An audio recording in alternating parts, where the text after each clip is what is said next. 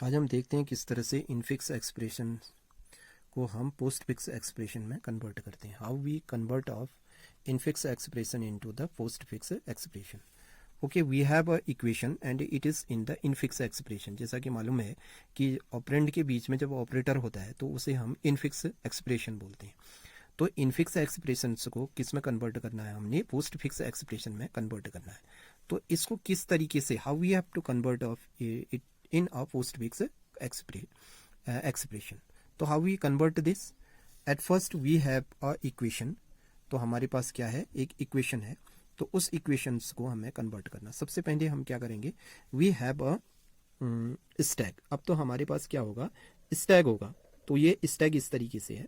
तो सबसे पहले हम देखते हैं कि स्टैक के स्टार्टिंग में क्या चीज़ आएगी. तो हमारे पास क्या है, ऑपरेंड है. ऑपरेंड क्या है, ए है, एज इट इज़ रहेगा. और रिजल्ट में फिलहाल कोई चीज़ नहीं है, स्टैग में भी कोई चीज़ नहीं है. तो सबसे पहले हम बात करते हैं किसके, ऑपरेटर के बारे में. तो ए के बाद दूसरा, ए के यहाँ पे इधर आपका क्या है, डिवाइड साइन है. तो डिवाइड साइन हमारा क्या होगा, डिवाइड साइन जैसे ही आएगा तो स्टैग में सबसे पहले इंक्लूड होगा divide sign. It's include on divide sign. ठीक हो गया, डिवाइड साइन आ गया, आप तो स्टैग में डिवाइड आ गया. तो डिवाइड आया तो इसके बाद आपका रिजल्ट में क्या चीज़ आ जाएगा, रिजल्ट में हमारा ए आ जाएगा. इट्स कम्स ऑन रिजल्ट ए. ठीक है, तो हमें इनफिक्स को देखते हैं. तो इनफिक्स हमारे पास यहाँ पे ये चीज़ है इनफिक्स में, उसको हमें पोस्ट फिक्स में कन्वर्ट करना है. तो सबसे पहले रिजल्ट में क्या आएगा, ए आएगा. ठीक, जैसे ही आपका ऑपरेटर आया, ऑपरेटर किस में आ रहा है, आपका स्टैग में आ रहा है. स्टैग में आ गया, ऑपरेटर आ चुका है, लेकिन रिजल्ट में क्या आएगा, ए और बी आ जाएगा. ठीक है, तो इसके बाद आता है next one, A divided by B. Sequence wise चल रहे हैं, बी आएगा. बी जैसे ही यहाँ पे पहुंचा तो क्या होगा, स्टैग में जो ऑपरेटर था वही रहेगा, लेकिन रिजल्ट में क्या होगा, ए और बी आ जाएगा. ठीक, तो इसके बाद आता है नेक्स्ट वन आपका पावर साइन. ठीक, पावर साइन. तो पावर साइन जैसे ही आपका पावर ऑपरेटर जैसे ही आएगा, तो पावर ऑपरेटर एक्सपोनेंशियल साइन इसको भी और भी बोलते हैं, पावर साइन बोलो या एक्सपोनेंशियल साइन. तो एक्सपोनेंशियल साइन जैसे ही आएगा तो हम क्या करेंगे कि दोनों के प्रेसिडेंस बराबर होते हैं, यानी स्टैग में क्या चीज़ आएगी, पावर साइन आ जाएगा. तो पावर साइन आ जाएगा. तो हमें मालूम है कि लगभग दोनों की प्रेसिडेंस क्या होती है, सेम होती है. तो दोनों की प्रेसिडेंस सेम होती है, तो इसलिए अभी इसमें कोई दिक्कत नहीं आएगी. तो ये एज इट इज आएगा और हमारा रिजल्ट क्या होगा, ए और बी हो जाएगा, बी रहेगा. उसके बाद हमें अगला स्टेप क्या है, सी. अगला स्टेप क्या है, सी. सी आएगा इसके बाद. तो सी आ गया, इधर आया, सी आया. तो स्टेप में हमारा क्या आता है, आपका divide sign and power sign. ठीक है, डिवाइड एंड एक्सपोनेंशियल साइन. तो इसके बाद क्या होगा, आपका रिजल्ट में ए बी सी तीनों चीजें आ जाएंगी, एज इट इज रहेगा. लेकिन इसके बाद हमने देख रहे हैं ऊपर यहाँ पे देखते हैं, तो यहाँ पे क्या है कि सी के बाद माइनस साइन है. सी के बाद क्या है, माइनस साइन है. अब स्टैग में इस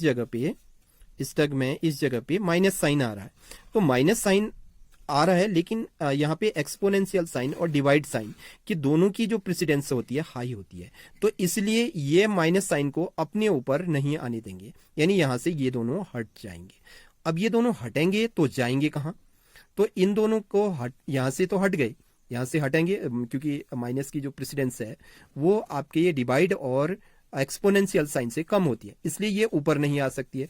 ऊपर नहीं आ सकती है तो स्टैग में से डिवाइड और एक्सपोनेंशियल साइन दोनों को ही हटना पड़ेगा. हटेंगे तो ये कहीं ना कहीं जाएंगे. तो अब जाएंगे कहाँ, ए बी सी पहले से है, तो इसके माइनस के आते ही तुरंत ये A B C divide and exponential sign इधर चले जाएंगे. तो अब रिजल्ट में क्या आएगा, A B C divide sign and exponential sign.